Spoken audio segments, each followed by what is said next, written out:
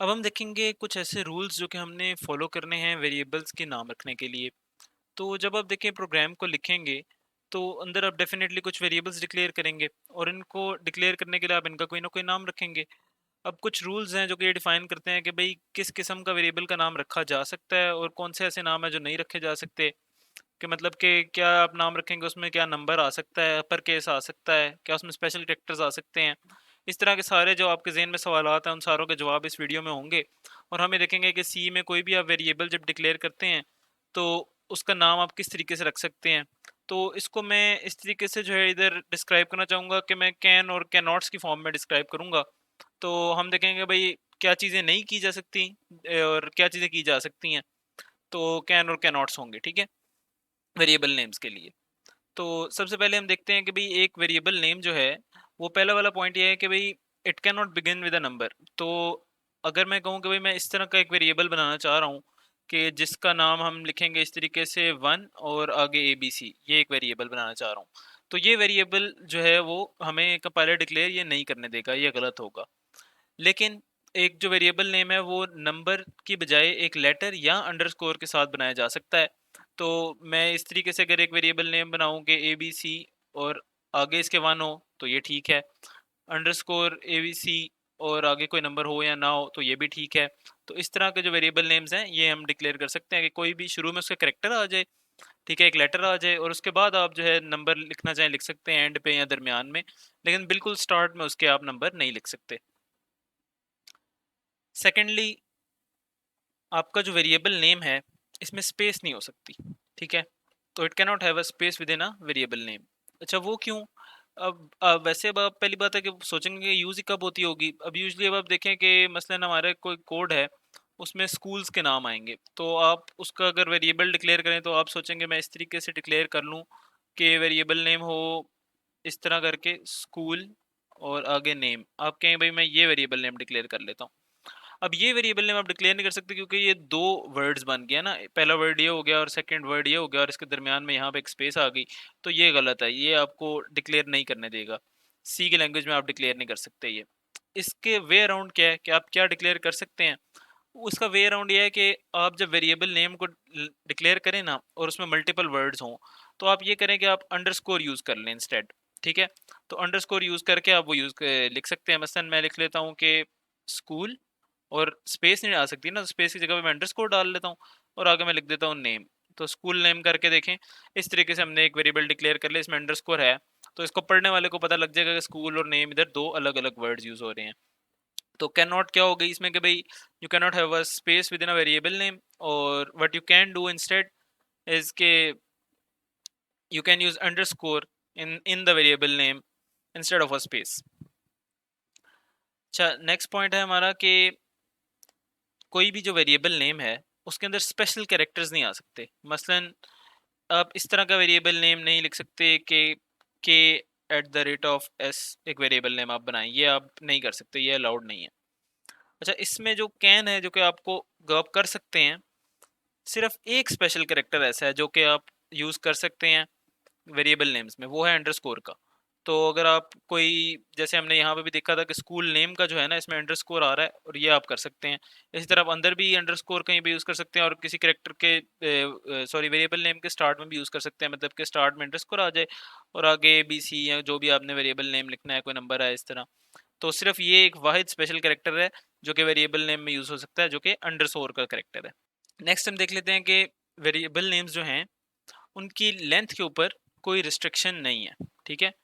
Length के ऊपर कोई रिस्ट्रिक्शन नहीं है का मतलब ये है कि आप जितना लंबा वेरिएबल नेम चाहें आप लिख सकते हैं। इस पे जो है ना लैंग्वेज आपको नहीं जो है ना रोकती, आप जितना मर्जी लंबा वेरिएबल नेम लिख लें। लेकिन यहाँ पे आपको ये बात पता होना ज़रूरी है, यहाँ पे अगर आप देखें वो ये कि भाई जो वेरिएबल नेम होगा ना उसके पहले 31 कैरेक्टर्स जो हैं वो सिग्निफिकेंट है। मतलब कि अगर मैं दो वेरिएबल्स नेम लिखूं कि भाई एक मेरा वेरिएबल है कि वेरिएबल फर्स्ट वाला जो है वो इस तरह का है कि इधर आप कुछ लिख रहे हैं और आगे ये करते करते इसमें 31 कैरेक्टर है, उसके बाद लिखा हुआ है 23। और एक और मैं वेरिएबल बनाता हूँ कि ऊपर वाले में वेरिएबल में ए जो है लिखना रहेगा, यहाँ पे आएगा। अच्छा, तो इस तरह का एक और मैं कैरेक्टर बनाता हूँ और इसके एंड पे 31 और ये टोटल 31 कैरेक्टर से ऊपर जा रहा है, ठीक है, मसलन कि यहाँ तक ये 31 कैरेक्टर सपोज पूरे हो जाते हैं, तो ये दोनों अगर वेरिएबल नेम यहाँ से लेके यहाँ तक जहाँ पे 31 कैरेक्टर्स पूरे हो गए हैं ये सेम हो उस जगह तक, और आगे ये बेशक फ़र्क होगा, इस वाले में 31 लिखा हुआ है, आगे इस वाले में 23 लिखा हुआ है, तो कंपाइलर के लिए ये फ़र्क कंसिडर वो इसको नहीं करेगा, उसके लिए ये दोनों वेरिएबल नेम सेम है। तो इसलिए बेहतर प्रैक्टिस ये है कि जिस टाइम पे आप वेरिएबल नेम लिख रहे हो तो आप उनको विद इन 31 कैरेक्टर्स ही लिखें। एक तो ये कि इस तरीके से आपको गलती नहीं लगेगी, और दूसरा आपके वेरिएबल नेम्स को वैसे भी इतना बढ़ाने होने चाहिए कि पढ़ने में मुश्किल हो, और कभी भी मेरा नहीं ख्याल कि आपको कोई ज़रूरत भी पड़ेगी कि आप इतना लंबा कोई आपको वेरिएबल नेम लिखना पड़ेगा जो 31 कैरेक्टर्स तक जा रहा है। नेक्स्ट हम देखते हैं कि भाई वेरिएबल नेम्स जो हैं उनको अपर केस में भी लिखा जा सकता है, लोअर केस में भी लिखा जा सकता है, इसमें कोई इशू नहीं है। मसलन कि आप अगर चाहें तो आप वेरिएबल नेम इस तरह का भी लिख सकते हैं कि जो ये अगर सपोज कोई सम निकाल रहे हैं तो आप उसको इस तरह सम के नाम से भी एक वेरिएबल बना सकते हैं। अगर आप चाहते हो तो आप लोअर केस में बनाना चाहते हैं तो आप लोअर केस में भी बना सकते हैं।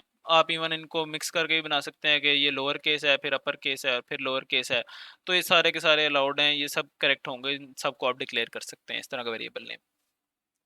क्या आप नहीं कर सकते वो ये है कि भाई आप रिजर्व्ड वर्ड्स को वेरिएबल नेम्स के तौर पे यूज़ नहीं कर सकते। क्यों नहीं कर सकते, इसके ऊपर तो हमने पूरी एक वीडियो देखी है, और रिजर्व्ड वर्ड्स कौन कौन से हैं वो भी हमने देखे थे उसमें। तो इस तरह के वेरिएबल नेम्स जो कि रिजर्व्ड हैं, जो नाम जैसे कि इंट है, डबल है, इफ है, इनको आप वेरिएबल नेम्स के तौर पे नहीं यूज़ कर सकते, क्योंकि कंपाइलर ने किसी और काम के लिए इनको रखा हुआ है, और वो कंफ्यूज हो जाएगा अगर आप इनको जो है ना एज वेरिएबल नेम्स शुरू कर देंगे यूज़ करना। नेक्स्ट आप देखें तो ये तो कैन और कैन नॉट्स हो गए। अब जो है ना दो तीन चीज़ें जो वैसे मैं चाहता हूँ कि आपको पता होनी चाहिए। एक ये कि वेरिएबल नेम्स जो हैं वो केस सेंसिटिव होते हैं सी में। केस सेंसिटिव का मतलब ये है कि एक वेरिएबल नेम जो हमने जैसे भी देखा था, अगर एक वेरिएबल नेम इस तरह का हो जिसमें लिखा हो SUM सम स्मॉल में, और एक और वेरिएबल नेम है उसमें SUM सम कैपिटल में है, तो ये दोनों वेरिएबल नेम सेम नहीं है, ठीक है, ये दोनों, ये वाला और ये वाला जो है वो उनको अलग अलग कंसिडर करेगा, ठीक है। और सेकंड ये कि जब आप वेरिएबल नेम्स लिखते हैं ना, और जैसे हमने पहले देखा था कि अगर स्पेस आपको लिखनी पड़ जाए कि मतलब उसमें वर्ड्स दो आ रहे हैं, तो आपको एक तो हमने हाल ही देखा था कि भाई अगर दो वर्ड्स का कोई वेरिएबल नेम है, ऐसे हमने स्कूल नेम के नाम से एग्जांपल ली थी, तो हमने कहा था कि भाई आप इस तरीके से कर सकते हैं कि दो अगर आ रहे हैं तो स्कूल पहला वाला वर्ड आप लिखें, अंडरस्कोर डालें और सेकंड वाला वर्ड लिख लें, ठीक है। सेकंड जो है, जो बेहतर तरीका है अंडरस्कोर अगर आप नहीं डालना चाहते, जो मैं खुद प्रेफर करता हूँ वो है कि कैमल केस यूज़ कर लें। कैमल केस ये होता है कि हर वर्ड का पहला लेटर जो है ना, पहला अल्फ़ाबेट है जो उसको आप कैपिटल कर लें, तो स्टार्ट वो स्मॉल से ही होता है। मसलन कि हमने लिखना है कि एवरेज ऑफ नंबर्स, तो हम लिख देंगे AVG स्मॉल में, ऑफ का ओ बड़ा कर लेंगे ऑफ, और नंबर्स का फिर एन बड़ा कर लेंगे, एवरेज ऑफ नंबर्स, इस तरीके से हम लिख लेंगे। तो ये कैमल केस इसको कहा जाता है कि भाई मल्टीपल नंबर्स को आप विदाउट स्पेस लिखते हैं, मल्टीपल वर्ड्स को, और हर वर्ड का जो पहला लेटर होता है उसको बस कैपिटल कर देते हैं, तो इस तरह रीडेबल भी होता है और पता लग जाता है कि ये लिखा हुआ किसी ने क्या है। मतलब कि अगर मैं इस तरीके से पढ़ूँ तो आराम से मैं पढ़ा जा रहा है कि एवरेज एक अलग वर्ड है, फिर ऑफ एक अलग वर्ड है, और फिर नंबर्स एक अलग वर्ड है। जबकि अगर मैं नॉर्मली अगर इसको सिर्फ जोड़ देता और मैं इस तरीके से लिख देता एवरेज ऑफ नंबर्स, तो ये पढ़ना जो है वो रिलेटिवली मुश्किल है उसकी निस्बत। तो ये मेरे ख्याल में मैं रिकमेंड नहीं करूँगा, ये लिखा जा कर सकते हैं आप अगर करना चाहें, लेकिन ये मेरे नहीं ख्याल कि ये रिकमेंडेड अप्रोच है। जबकि ये जो कैमल केस है ना, ये मेरे ख्याल में ज़्यादा बेहतर और रिकमेंडेड अप्रोच है। तो अगर आप कभी वेरिएबल्स के नाम दे रहे हो तो मेरे ख्याल में कैमल केस को इसको ऑप्ट करना चाहिए।